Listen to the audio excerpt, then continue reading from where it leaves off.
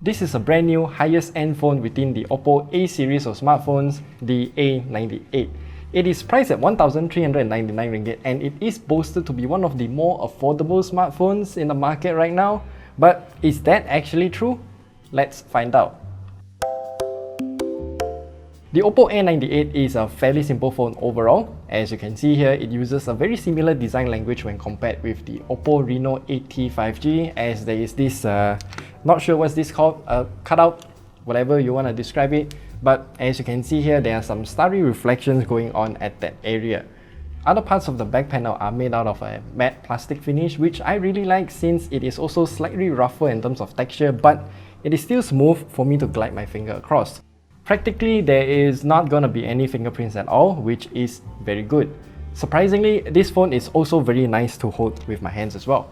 So let's now flip it around and talk about the screen.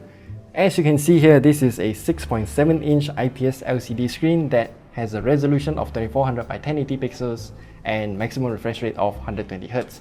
Now, even though it is an IPS LCD screen, the color accuracy is actually very good. We can get 99% of sRGB color gamut coverage with a maximum delta E number of around 1.6, and all these numbers just mean that you are going to get a very fantastic screen in terms of its colors. But the only problem you'll be having with an IPS LCD screen is the maximum brightness. The highest value that we have recorded is at around 600 nits, which is barely okay if you want to use it under direct bright sunlight. As for the performance though, this is where I'll say the OPPO A98 is practically the same as the OPPO Reno 80 5G. It uses the same Snapdragon 695 chipset and it obviously will perform the same as well. You can play Genshin Impact at the lowest graphical settings, but the more intensive areas in the game though, you'll probably get only somewhere around 30-20 FPS, which is not gonna be a good experience overall. For lighter titles like Mobile Legends or even PUBG Mobile and whatnot, yeah, you can play those games without any issues at all. And if you want to know more, then watch our video at the top right corner there for gaming test videos of those other phones using the Snapdragon 695. And now comes the cameras. This one is gonna be quite a doozy. You see, the camera bump make it look like there's two big cameras, but actually there's only two usable cameras. So we have a microscopic camera, which we'll talk about it later, and we'll now focus on the main camera first. This is gonna be a tough one. I'd say overall the main camera can take some okay looking pictures under certain conditions. If it's sunny outside or just partly cloudy, then yes, the cameras can perform quite well, but it is still a bit underexposed for my taste, but that's personal preference. Bright indoor areas will still perform okay, but under home lighting conditions though, the cracks start to form. The colors become duller, and because this phone lacks any sort of stabilization and not even EIS, your pictures will become smeary. If we take night shots with this phone, then these kind of pictures will come out. Yeah, the long exposure shots without EIS or OIS means that you can easily smear your night shots, and I wouldn't say it's impossible to take a nice one, it's just extremely difficult. At least it's easy to create light trail shots like this, I guess. Now, as for the microscopic camera, this is a bit of a interesting one because it's not the first phone that has this kind of camera setup. So if you want to take a microscopic picture, then the flash will turn on. But because the flash is offset in terms of position with the microscope camera, you will create a white spot in one of the corners of your shot.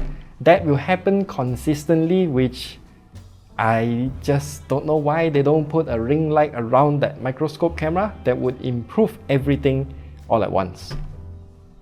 The battery life of this phone is actually quite good as well. Pretty much the same story as other phones that are in the market today.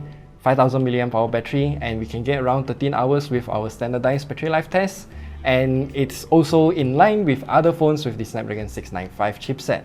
As for the charging speed, this is also rather typical. It comes with a 67-watt proprietary charger inside the box, and it can charge from 15% to completion in around 50 minutes while maintaining below 40 degrees Celsius. There's nothing out of the ordinary here, so we'll skip ahead and talk about the software. Now, I have to say ColorOS is much better than MIUI, but the amount of bloatware within ColorOS is insane nowadays. I'm going to repeat myself again. We already have hot games, hot apps alongside with OPPO's own app market, which I will never use because we already have the Google Play Store. And there's also a bunch of trash tier games that are just included with the phone and you have to delete it yourself. OPPO, why are you doing this? Do you want to give a bad impression to your customers? Because congratulations, you did it. But I still do like the shelf functionality. It's a really handy menu that I think can be further improved if they just allow home screen widgets to be added to the shelf. That would be much more excellent. And a few more things to mention. Obviously, this phone still uses a USB 2.0 port at the bottom and it still has an audio jack, and you can still place 2 SIM cards or 1 SIM card with a micro SD card. Finally, to answer the question, should you buy the OPPO A98? Well, I do think that it has its own merits. ColorOS is indeed quite good and has its own specialty. I do think that the amount of bloatware here is just way too much, and let's not forget about the system ads pushed out by OPPO's own app market as well, which is just very annoying. The cameras though, as mentioned earlier, it's situational. It's okay in certain areas, but once the brightness turns down, then that's where it will struggle a lot.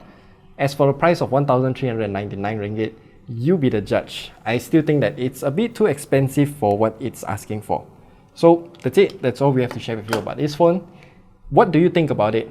Do let me know down in the comment section below, and we'll see you guys in the next one.